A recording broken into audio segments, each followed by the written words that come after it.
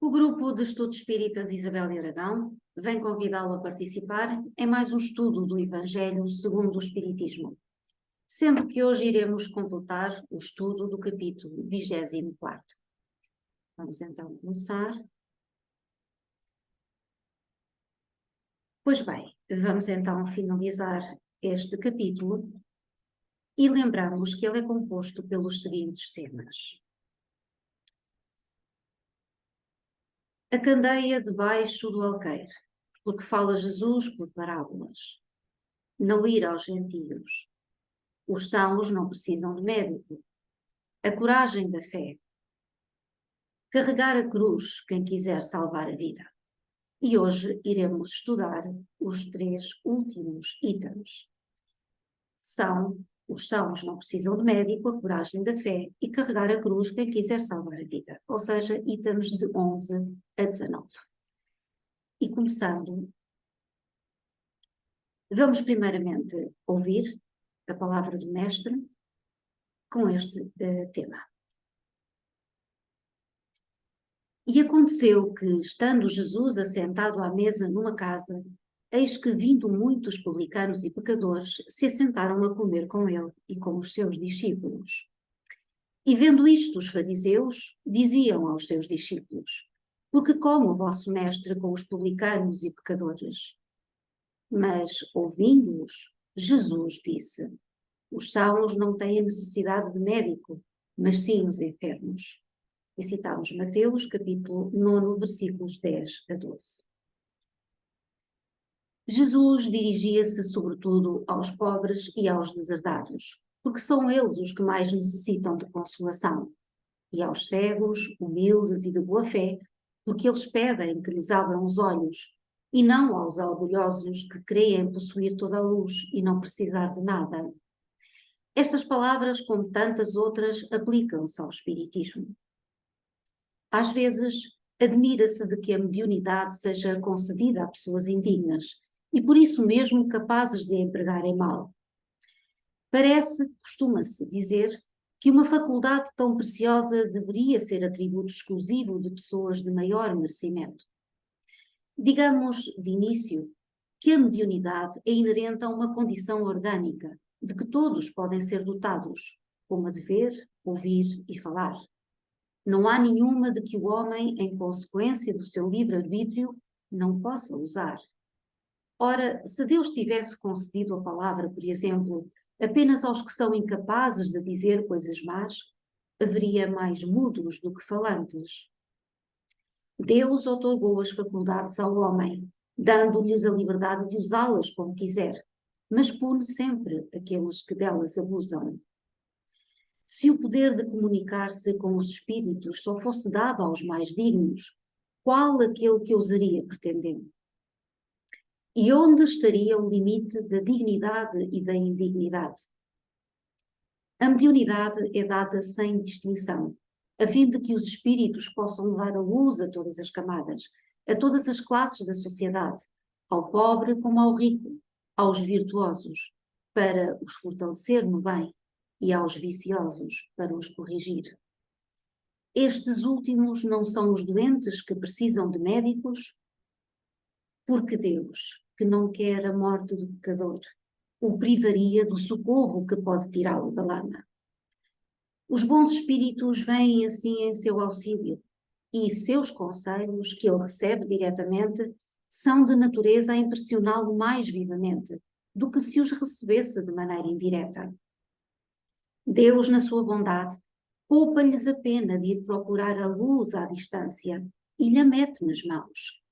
Não será ele bem mais culpado se não atentar para ela?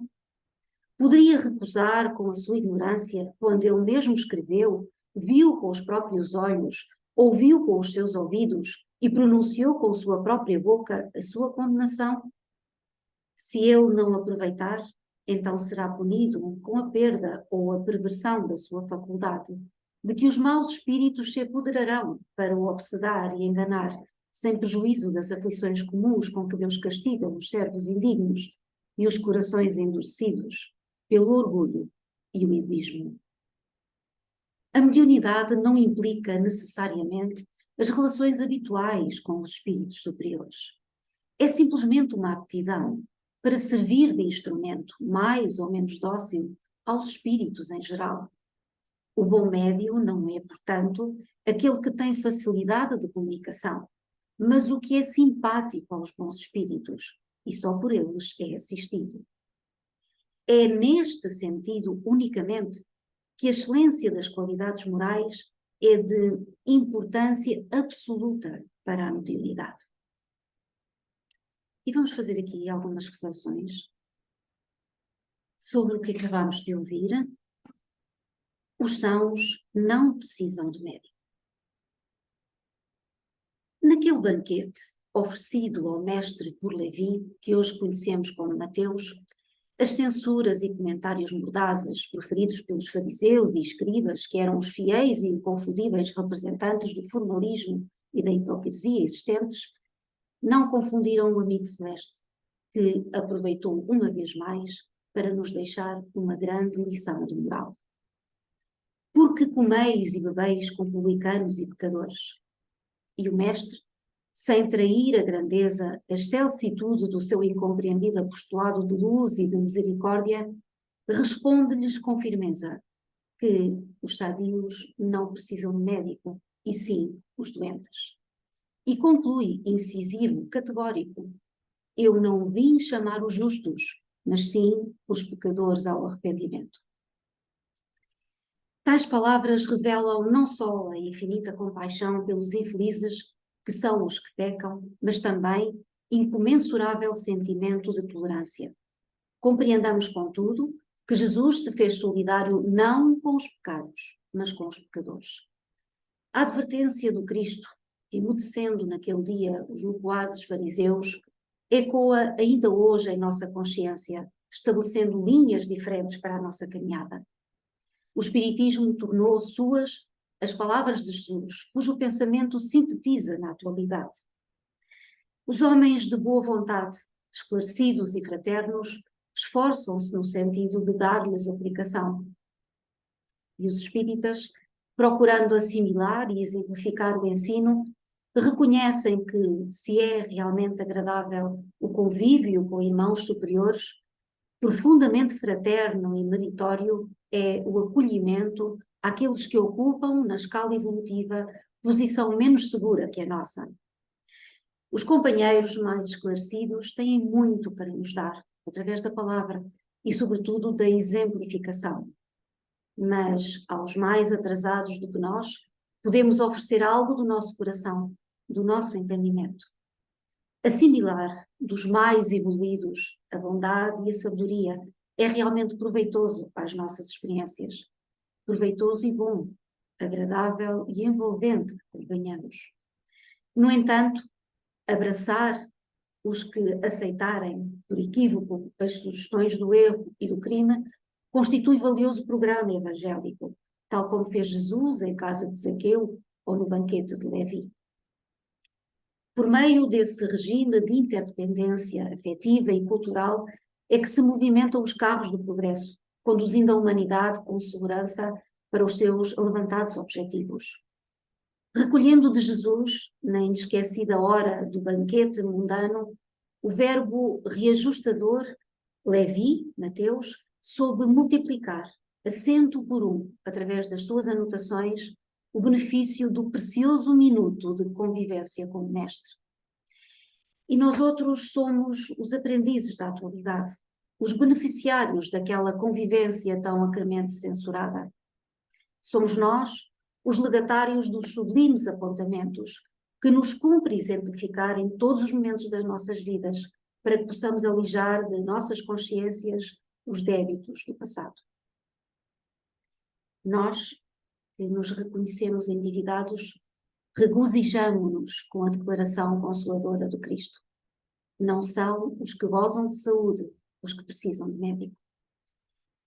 Sim, somos espíritos enfermos, com ficha especificada nos gabinetes de tratamento instalados nas esferas superiores, dos quais instrutores e benfeitores da vida maior nos acompanham e analisam ações e reações. Mas é preciso considerar que o facultativo, mesmo sendo o nosso Senhor Jesus Cristo, não pode salvar o doente e nem auxiliá-lo de todo se o doente persistir em fugir do remédio.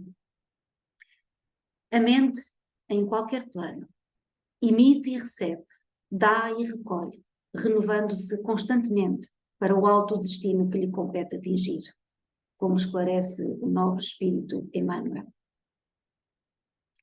Saibamos então aproveitar as oportunidades benditas que nos permitem, nesta reencarnação, vivenciar o Evangelho do nosso amado Mestre Jesus, que nos há de curar nossas enfermidades morais. Vamos continuar. E o seguinte tema: a coragem da fé.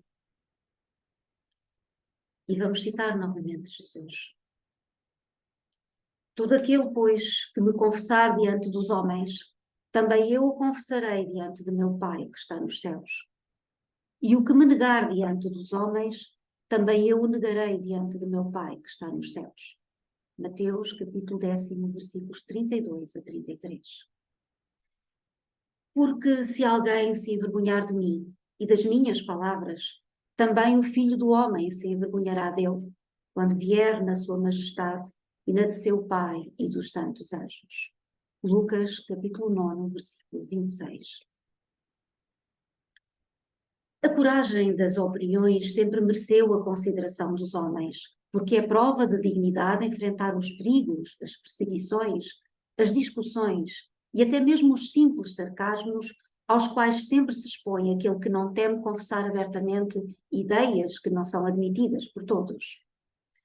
Nisto, como em tudo, o mérito está na razão das circunstâncias e dos resultados que podem advir. Há sempre fraqueza em recuar diante das consequências da sustentação das opiniões, mas há casos em que isso equivale a uma covardia tão grande como a de fugir no momento do combate.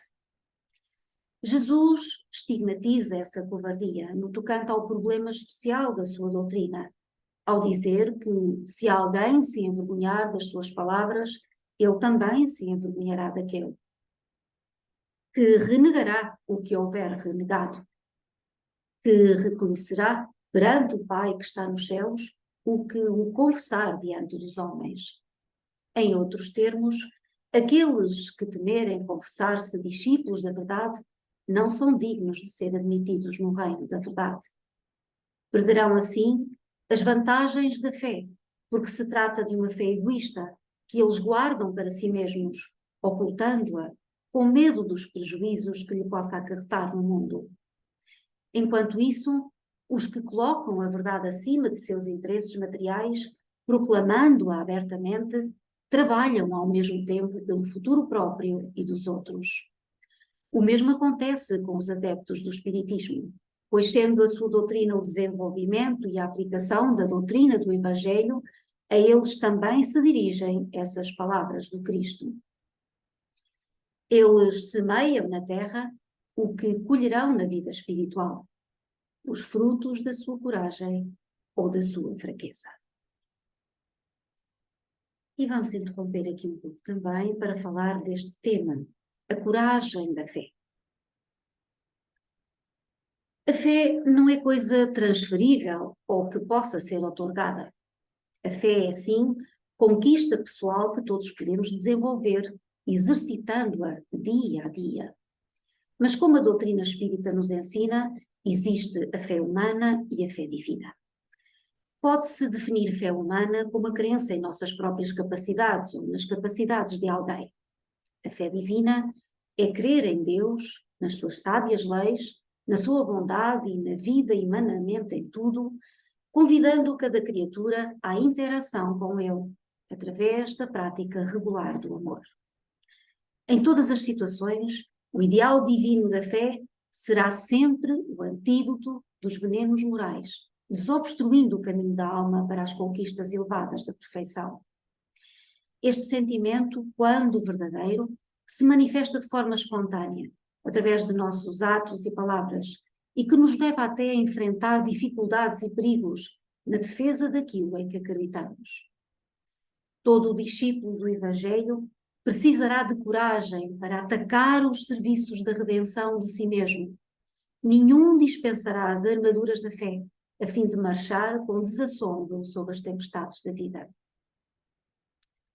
Os companheiros da seara espírita, no entanto, sabem com Allan Kardec que o espírita é chamado a usar confiança e zelo, indulgência e bondade, pensamento e emoção, aliando equilíbrio e fé raciocinada na base da reforma íntima, com serviço incessante aos outros.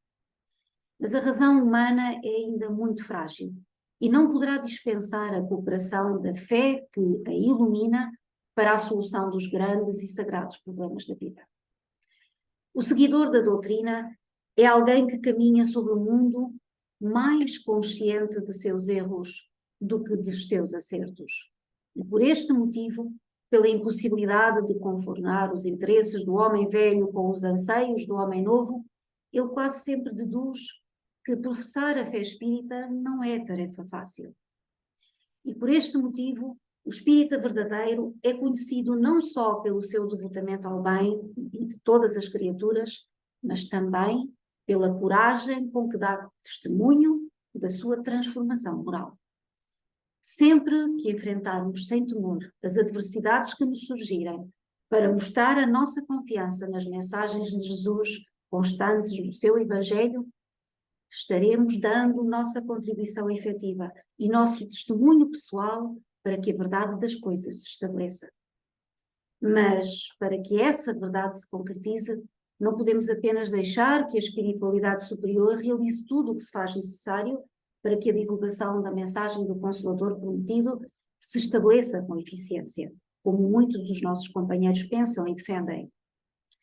É verdade que cada coisa virá a seu tempo, mas em matéria de fé não podemos tudo aceitar sem contestação, deixando de atender às instruções dos espíritos que nos afirmam: melhor é repelir 10 verdades do que admitir uma única falsidade.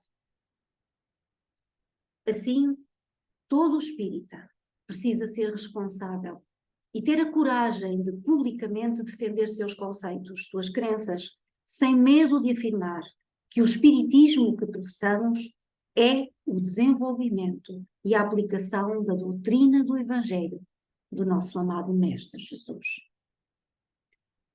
Vamos continuar para o próximo tema, o último de hoje, e intitula-se Carregar a cruz, quem quiser salvar a vida. Bem-aventurados sereis quando os homens vos aborrecerem, e quando vos separarem, e carregarem de injúrias, e rejeitarem o vosso nome como mau por causa do Filho do Homem. Folgai naquele dia e exultai, porque, olhai, que grande é o vosso galardão no céu, porque desta maneira tratavam aos profetas os pais deles. Lucas, capítulo 6, versículos 22 a 23. E chamando assim o povo com seus discípulos, disse-lhes: se alguém me quiser seguir, negue-se a si mesmo e tome a sua cruz e siga-me. Porque o que quiser salvar a sua vida, perdê-la-á, mas o que perder a sua vida por amor de mim e do Evangelho, salvá-la-á. Pois, de que aproveitará ao homem se ganhar o mundo inteiro e perder a sua alma? Marcos, capítulo 8, versículos 34 a 36 e semelhante em Mateus, capítulo 10, versículo 39 e João, capítulo 12, versículos 24 a 25. Regozijai-vos, disse Jesus, quando os homens vos odiarem e vos perseguirem por minha causa, porque sereis recompensados no céu. Essas palavras podem ser interpretadas assim: sede felizes quando os homens, tratando-vos com má vontade, vos derem a ocasião de provar a sinceridade da vossa fé, porque o mal que eles vos fizerem resultará em vosso proveito. Lamentai-lhes a cegueira, mas não os amaldiçoeis. Após isso, acrescenta: toma a sua cruz aquele que me quer seguir. Isto é, que suporte corajosamente as tribulações que a sua fé provocar, pois aquele que quiser salvar a sua vida e os seus bens, renunciando a mim, perderá as vantagens do reino dos céus, enquanto os que tudo perderem aqui embaixo, até mesmo a vida, para o triunfo da verdade, receberão na vida futura o prémio da coragem, da perseverança e da abnegação. Mas para os que sacrificam os bens celestes aos gozos terrenos, Deus dirá: já recebestes a vossa recompensa. E concluímos aqui o capítulo 24. Vamos para as nossas reflexões finais,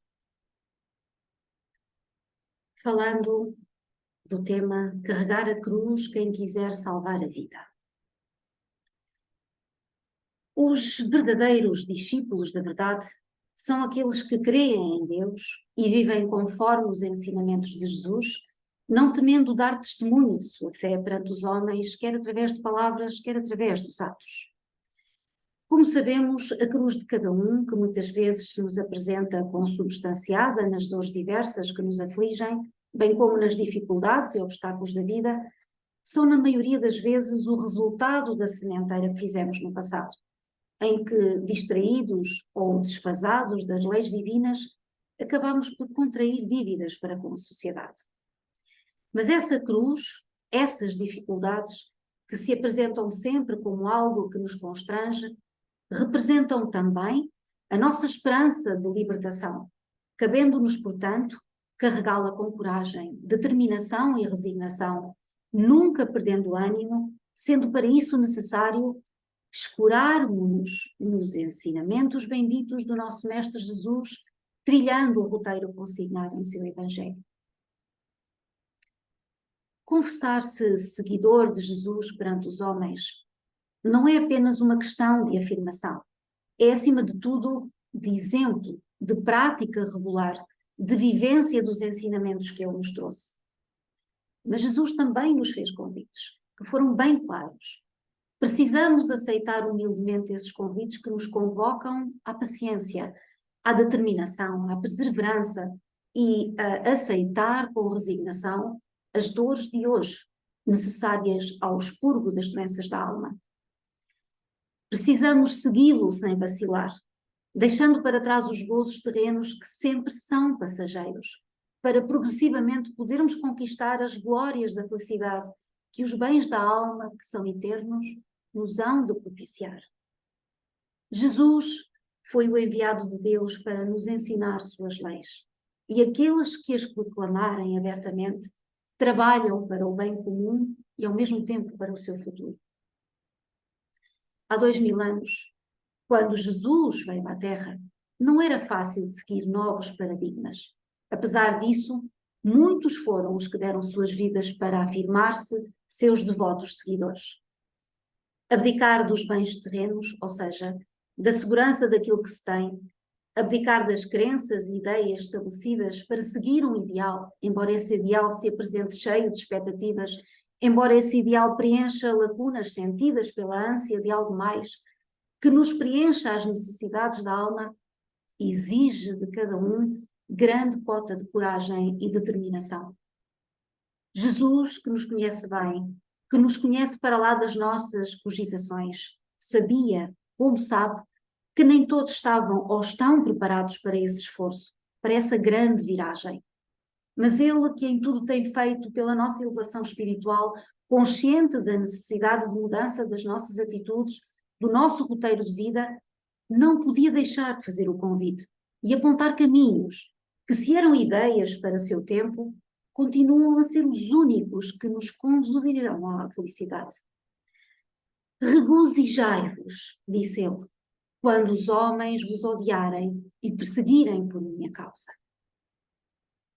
Ele sabia que para os que sofressem com coragem essas perseguições, o caminho estava aplainado, pois que já estavam vivenciando a verdadeira fé.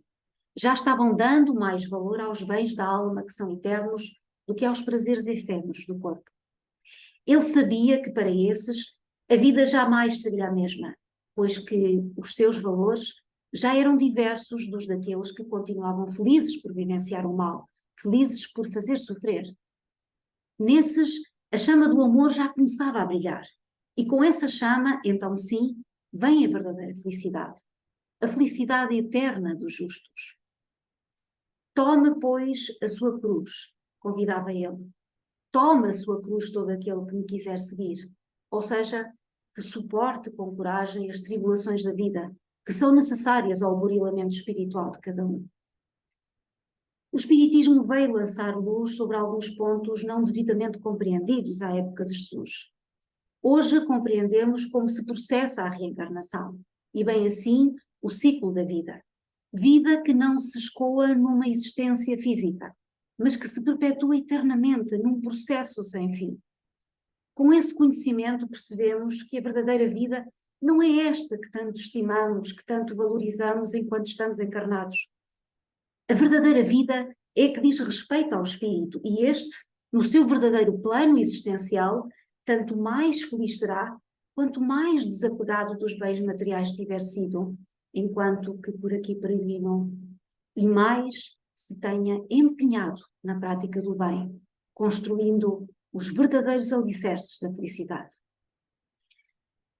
Possa cada um de nós carregar sua cruz, assumindo o compromisso bendito proposto por Jesus, que nos convida a amar a Deus acima de todas as coisas e ao próximo como a nós mesmos. Seja esse o nosso empenho. Gratos pela vossa companhia e até ao próximo estudo.